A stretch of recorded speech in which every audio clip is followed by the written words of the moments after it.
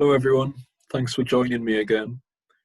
In my first film review video, I spoke about how much I enjoy foreign language films.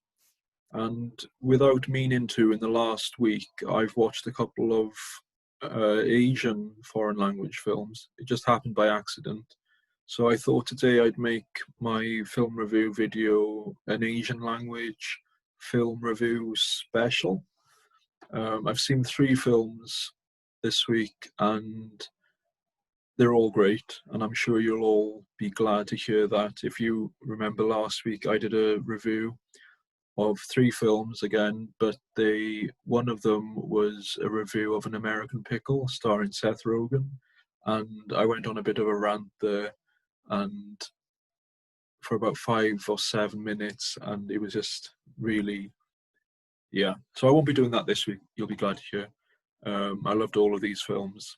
So the three films that I'm going to be reviewing for you are Shoplifters, Love You Forever, and Parasite. They're all great. I'll start with Shoplifters. And so, yeah, I'd really recommend this film. It's a Japanese film directed by Hirokazu Kore-eda. I hope I'm pronouncing that properly. Um, I was a bit worried about watching this film because it won the Palme d'Or, like the main big award at the Cannes Film Festival. So I was going into it knowing that it's been massively hyped up, and sometimes you kind of don't want to know that because you might go in disappointed. But it wasn't disappointing at all. It's such a great film. If you don't know what it's about, it's this family, it's kind of like a working class family living in the suburbs of Tokyo. And the film is about how they're shoplifters, and they're a family that live under one roof. So it's like a grandmother figure, a mother, father, auntie, son, and then we get introduced to this new character. The main character is called Yuri, and she's a 5-year-old girl. And we get introduced to her by so the father and the son go shoplifting, and they're walking home, and they notice that Yuri is sitting in a window, and she's cold and all alone and by herself. And we come to learn that Yuri's from a broken home. Both of her parents are violent, and there's a scene where the father screams that he doesn't want anything to doesn't want anything to do with her, and then the mother replies by saying the same thing. So it's a very she doesn't have any relationship with her parents. So the father of this family decides to take her home to feed her, and the mother figure of the family is very reticent to take her in and tells him to take her home after food. But it's not a spoiler, it's the plot of the film. They take her in as one of their own. I'm using the words father figure and mother figure because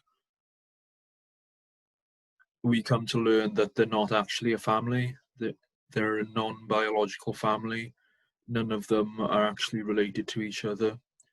Um, yeah, it's a film. So the main family in it revolves around 6 or 7 people, and I don't usually like films with big casts, but the film is really well written and written equally as well. So even though there's 7 characters, main sort of characters, they all you get to know them all, and you get to know everything about them, which you don't usually get with big cast films.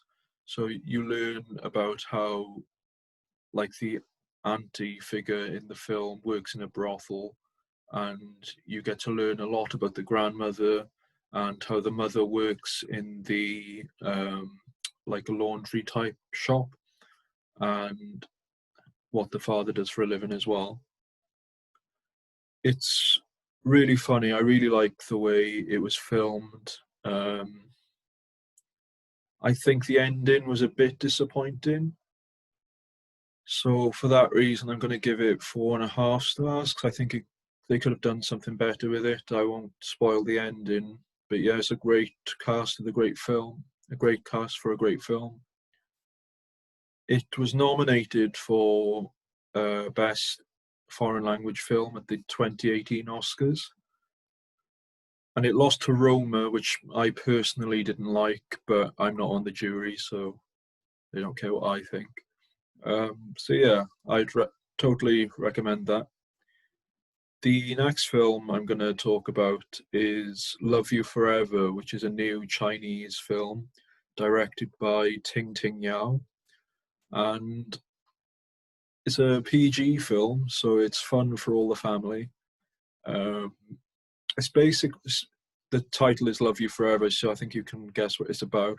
It's about how these two kids, a boy and a girl, meet in like play school, I guess, and it's about their love story. It lasts about 30 years, and then further on to their whole life. Um, it's really good. I took Mandarin lessons in year 12, but um, all I can barely remember is ni hao. So I had to read most of the uh, what are they called, subtitles. Um, it's really good. It's A lot of it is set in China, but most of it is set in Prague, which is a city I love. So I was pointing out places that I recognized. I don't think there's much more I can say about it. It's just a really nice film. It's a classic love story. It's PG as well, so you can take your kids. Um, yeah, really good. Quite funny. Bit sad towards the end. But yeah, it's more or less a perfect film. So yeah. Uh, oh yeah, for me personally, if you don't know, I've got autism, so I have sensory issues. So it did trigger me a bit with lighting and sound things, but other than that, it's a perfect film. So yeah, 4.5 stars, I think. And then yeah, the final film. I don't want this video to last too long, because I know last time it was about 20 minutes, and that was a bit too long. Um, I saw Parasite again, which I love. If you know me, I saw Parasite like 15, maybe 14 times when it was originally in the cinema. And this time was different. It was they're rerunning it in black and white, which I think was the wrong decision, because it takes away from the beauty of the original film. Like, there are so many scenes in the film where you need the color in the film, like the scene with the bin where he takes the tissue out of the bin. If you've seen the film, you'll know the scene I'm talking about. But yeah, Parasite is a perfect film. It's directed by Bong Joon-ho, and it won 6 Oscars, including foreign language film and best picture and original screenplay. It wasn't. I've been thinking about this a lot recently. Um, Parasite wasn't nominated for any acting awards, and that really annoyed me. I've been thinking a lot recently about racism, and especially racism in the arts. I do think not. I think I don't think it's racist not to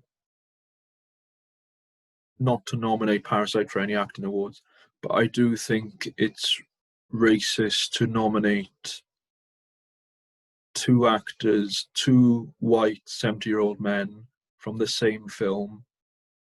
I'm talking about The Irishman.